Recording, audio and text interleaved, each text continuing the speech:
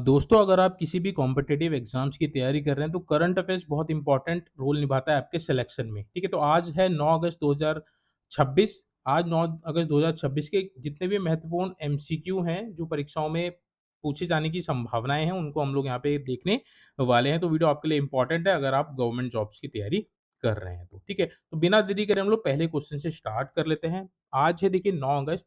तो प्रतिवर्ष 9 अगस्त को विश्व स्तर पर कौन-सा दिवस मनाया जाता है? ठीक है, तो 9 अगस्त को विश्व आदिवासी दिवस मनाया जाता है जिसको वर्ल्ड इंडिजेनियस पीपल डे भी कहा जाता है। यानी कि वर्ष विश्व आदिवासी दिवस मनाया जाता है 9 अगस्त 2026 को।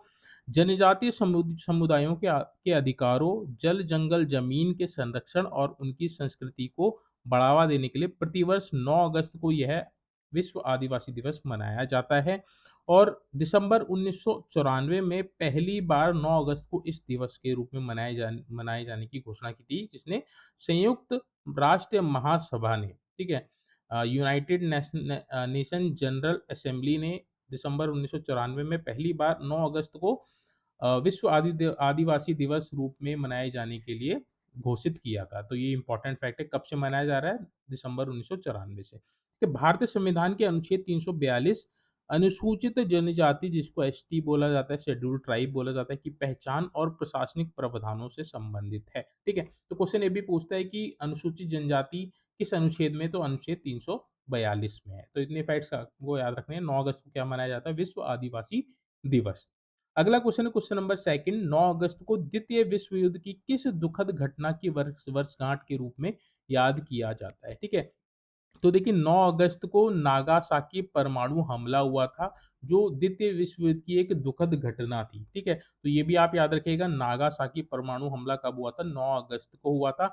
9 अगस्त 1945 को अमेरिकी वायुसेना ने जापान के नागासाकी शहर पर फैटमैन नामक प्लूटोनियम परमाणु बम गिराया था। क्या नाम था इसका? फैटमैन। ये क्वेश्चन भी पूछता है कि फैटमैन क्या है? तो फैटमैन एक प्लूटोनियम परमाणु बम था जो अमेरिका ने द्वितीय विश्व के दौरान 9 अगस्त 2045 को जापान के नागासाकी शहर में गिराया था। ठीक है, नागासाकी से 3 दिन पहले यानी कि 6 अगस्त 1945 को हिरोशिमा पर लिटिल बॉय यूरेनियम बम गिराया था। ठीक है, तो ये भी आपका क्या था? ये भी आपका परमाणु बम था, यूरेनियम बम था, जो 3 दिन पहले यानी कि 6 अगस्त 1945 को हिरोशिमा पे गिराया गया था। ठीक है, तो जापान के हिरोशिमा में लिटिल बॉय और नागासाकी में फैटमैन परमाणु बम गिराए गए थे अमेरिका द्वारा 9 अगस्त 1945 और 6 अगस्त 1945 को। इस परमाणु त्रासदी के बाद जापान के आत्मसमर्पण के साथ ही द्वितीय विश्व युद्ध का अंत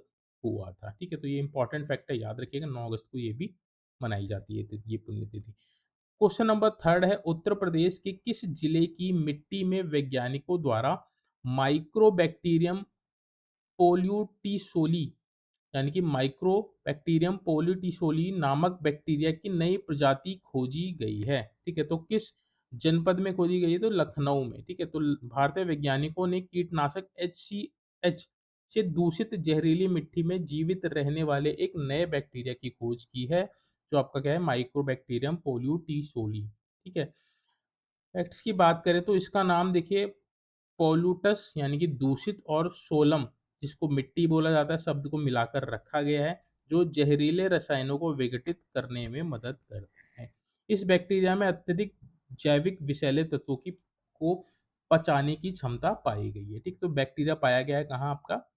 लखनऊ में पाया गया है। इसका नाम क्या है? माइकोबैक्टीरियम पोल्यूटिसोली। ठीक है, आगे बढ़ते हैं, अगला क्वेश्चन देख लेते हैं। क्वेश्चन नंबर फोर्थ है आपका। क्वेश्चन नंबर फोर्थ है, सिलक्यारा सुरंग बचाव अभियान के उत्तरकाशी में 12 रेड होल माइनर्स को किस सर्वोच्च नागरिक सम्मान जीवन सुरक्षा पुरस्कार से सम्मानित किया गया है? ठीक है, तो सिलक्यारा सुरंग एक ये घटना हुई थी नवंबर 2023 में। नवंबर 2023 में, जिसमें 41 मजदूर और कर्मचारी सुरंग में फंस गए थे। वहाँ पे कुछ कार्य चल रहा था। ठीक है, क्या थी वो? सिलक्यारा सुरंग थी। यहाँ पे देखिए, इसमें जितने भी लोग बचाव अभियान में लगे थे, 12 लोग, 12 रेड होल माइनर्स उनको कहा गया। उनको सर्वोत्तम जीवन रक्षक पदक पुरस्कार से सम्मानित किया गया हाल ही में 5 अगस्त 2026 को दिल्ली में, ठीक है? तो सिलक्यारा टनल में फँसे श्रमिकों को सुरक्षित बाहर निकालने वाले साहसी, जिनको नाम दिया है रेड होल माइनर्स, को 5 अगस्त 2026 को दिल्ली में इस पदक से अलंकृत किया है, ठीक है? तो ये जो सर्वोत्तम जीवन रक्षक पदक जो दिया जाता है, इसकी शुरुआत 1961 में हुई थी। यह जीवन बचाने के लिए दिए जाने वाला देश का सर्वोच्च नागरिक सम्मान है। यह पुरस्कार केंद्रीय गृह मंत्रालय के अंतर्गत आता है और केंद्रीय गृह मंत्रालय द्वारा ही इसको दिया जाता है, ठीक है? तो इम्पोर्टेंट है, याद रखिएगा कौन-सा पुरस्कार दिया गया है? सर्वोत्तम जीवन रक्षक पदक कितने लोगों को? 12 लोगों को, जो सिलक्यारा सुरंग में 41 लोग फँसे थे, उनको बचाने के लिए, ठीक है? नेक्स्ट है क्वेश्चन नंबर 5।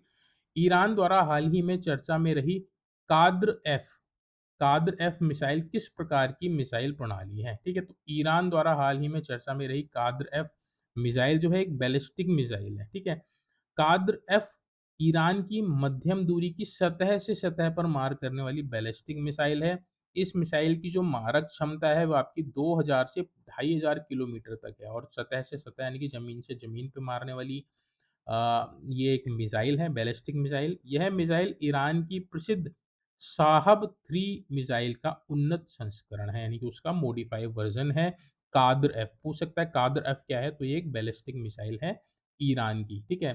सतह से सतह पे मार करने वाली है, इसकी रेंज की 2000 से 2500 किलोमीटर है, ठीक है? आगे बढ़ते हैं, क्वेश्चन नंबर 6 देख लेते हैं। सौर ऊर्जा क्षमता के विस्तार में भारत अमेरिका को पीछे छोड़कर विश्व में किस स्थान पर पहुँच गया है? ठीक है, तो सौर ऊर्जा क्षमता की बात हो रही है, उसमें देखिए अमेरिका को पीछे छोड़ के भारत दूसरे स्थान पर पहुँच गया है। ठीक है, भारत ने सौर ऊर्जा क्षमता वृद्धि में अमेरिका को पीछे छोड़कर वैश्विक स्तर पर यानी कि विश्व स्तर पर दूसरा स्थान प्राप्त कर लिया है सौर ऊर्जा क्षमता के मामले में। ठीक है, सौर ऊर्जा उत्पादन की अगर हम बात करें तो भारत दुनिया का तीसरा सबसे बड़ा उत्पादक देश बन गया है।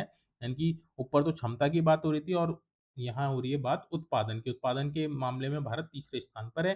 भारत की कुल स्थापित नवीकरणीय ऊर्जा क्षमता में सौर ऊर्जा की हिस्सेदारी लगभग 54% हो चुकी है। ठीक है? तो जितनी भी ऊर्जा क्षमता है आपकी सौर ऊर्जा की उसमें केवल भारत की ही 54% हिस्सेदारी हो चुकी है। ये इंपॉर्टेंट है, याद रखिएगा। आगे बढ़ते हैं, क्वेश्चन नंबर 7 है असम सरकार द्वारा किस वन्यजीव अभयारण्य यानी कि वाइल्ड लाइफ सेंचुरी में नए कालामाटी वन्य रेंज कार्यालय का उद्घाटन किया गया है? ठीक है, तो ये है आपका वन्यजीव अभयारण्य सोनई रूपाई वन्यजीव अभयारण्य जो कहाँ है? असम में स्थित है। यहाँ पे देखिए एक नए कालामाटी वन्यजीव रेंज कार्यालय का उद्घाटन किया गया है। असम के शोनितपुर जिले में स्थित इस अभयारण्य में वन सुरक्षा बुनियादी ढांचे को मजबूत करने के लिए नए रेंज ऑफिस की शुरुआत की गई है, ठीक है? तो यह जो अभयारण्य है असम में महान भारतीय जो एक सींग वाला गैंडा है, जो असम में पाया जाता है और हाथियों का प्राकृतिक आवास भी है। कौन-सा अभयारण्य? जो ऊपर हम लोगों ने बताया है, सोनई रूपाई वन्यजीव अभयारण्य असम में। यहाँ पे एक सींग वाला गैंडा पाया जाता है और हाथियों का प्राकृतिक आवास है। सोनई रूपाई अभयारण्य को वर्ष 1998 में वन्यजीव अभयारण्य के रूप में अधिसूचित किया गया था, यानी कि सोनई रूपाई अभयारण्य कब स्थापित हुआ था? 1998 में वन्यजीव अभयारण्य सूचित किया गया था, नोटिफाइड किया गया था, ठीक है? आगे बढ़ते हैं, क्वेश्चन नंबर 8 देख लेते हैं।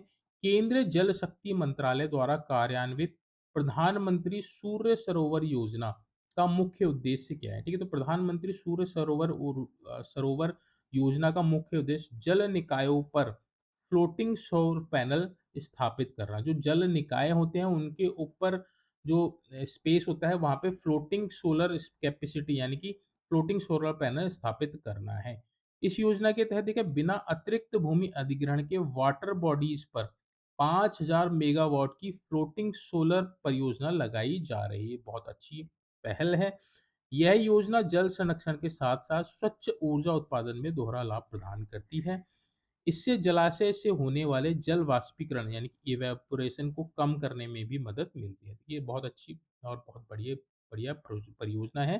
क्या? पूर्व प्रधानमंत्री सूर्य सरोवर योजना जो जल निकाय होते हैं उनके ऊपर फ्लोटिंग सोलर पैनल स्थापित किए जाएँगे और बिजली उत्पादन की जाएगी, ठीक है?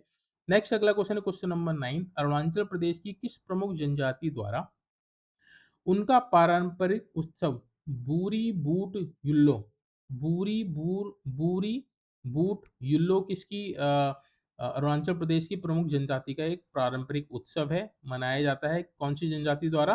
तो नीशी ट्राइब, नीशी जनजाति द्वारा ये पारंपरिक उत्सव मनाया जाता है जिसका नाम है बूरी बूट यूल्लू, ठीक है? अरुणाचल प्रदेश की ये प्रमुख जनजाति है, नीशी जनजाति। नीशी समुदाय अच्छी फसल, आत्माओं के आशीर्वाद और समृद्धि के लिए इस उत्सव को मनाया जाता है। नीसी जनजाति अरुणाचल प्रदेश की सबसे बड़ा एकल जातीय समूह है। यह जनजाति बेंत, बाँस के हस्तशिल्प और झूम खेती के लिए जानी जाती है। ठीक है? तो ये सारे फैक्ट्स भी आपने याद रखने हैं। नेक्स्ट और अंतिम क्वेश्चन है आज के करंट अफेयर्स का।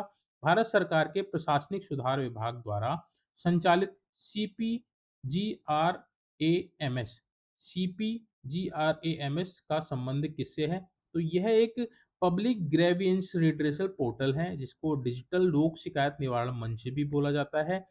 इसका कार्य है जो भी सीपी ग्राम नागरिकों को सरकारी विभागों से जुड़ी शिकायतों का ऑनलाइन त्वरित समाधान प्राप्त करने वाला एक डिजिटल प्लेटफॉर्म है। ठीक है? तो सीपी ग्राम्स को कार्मिक लोक शिकायत और पेंशन मंत्रालय द्वारा संचालित किया जाता है। इस पोर्टल पर नागरिक संविधान की सभा की सभी 22 अनुसूचित भाषाओं में भाषाओं में और तथा अंग्रेजी में शिकायत दर्ज कर सकते हैं। ठीक है? तो सीपी ग्राम एक तरह से पोर्टल है जिसमें सरकारी विभाग से जुड़ी जितनी भी शिकायतें होती हैं, आप उसमें ऑनलाइन कंप्लेन कर सकते हैं ताकि आपकी जो भी ऑनलाइन कंप्लेन है, उस पे त्वरित कार्यवाही की जा सके। ठीक है? तो ये था आज का करंट अफेयर्स 9 अगस्त 2026 का, जो परीक्षा की दृष्टि से इम्पोर्टेंट है। इससे आपको परीक्षाओं में क्वेश्चन देखने को मिल सकती हैं। ठीक है? तो डेली करंट अफेयर्स की क्लासेस यहाँ पे आपको प्रोवाइड कराई जाती है। पिछली क्लासेस अगर आपने नहीं देखी तो आपसे रिक्वेस्ट करूँगा आप उन क्लासेस को भी ज़रूर कवर कर लीजिएगा ताकि आपका जो करंट अफेयर्स का पोर्शन है बहुत अच्छे से कवर हो सके। ठीक है? तो इससे क्या होगा कि आपका एक करंट अफेयर्स का डेटाबेस तैयार हो जाएगा। क्वेश्चंस का 10-10 क्वेश्चन मैं अगर आपको डेली कराऊँगा, तो जब तक आपका एग्ज़ाम होगा तब तक आपके पास एक बहुत अच्छा डेटाबेस हो जाएगा। आप केवल इसी को रिवाइज़ करके जाएँगे, प्लेलिस्ट अगर आप कंप्लीट करके जाएँगे तो करंट अफेयर्स का आपका पोर्शन बहुत अच्छे से कवर हो जाएगा। ज़्यादा टाइम लॉन्ग वीडियो है नहीं, 8-10 मिनट की ये वीडियोज़ रहती हैं, तो आप ईज़िली उनको देख पाएँगे और फ़ास्ट मोड में देखेंगे तो आप और जल्दी इसको कवर कर पाएँगे। होपफुली आपको वीडियो अच्छी लगी होगी। वीडियो अच्छी लगी है, वीडियो इन्फॉर्मेटिव लगी तो प्लीज़ वीडियो को लाइक कीजिएगा, चैनल को सब्सक्राइब कीजिएगा। अगर आपने चैनल सब्सक्राइब कर रखा है तो वीडियो को ज़्यादा से ज़्यादा शेयर कीजिएगा ताकि और भी स्टूडेंट्स को इसका लाभ मिल सके। Thank you so much watching this video.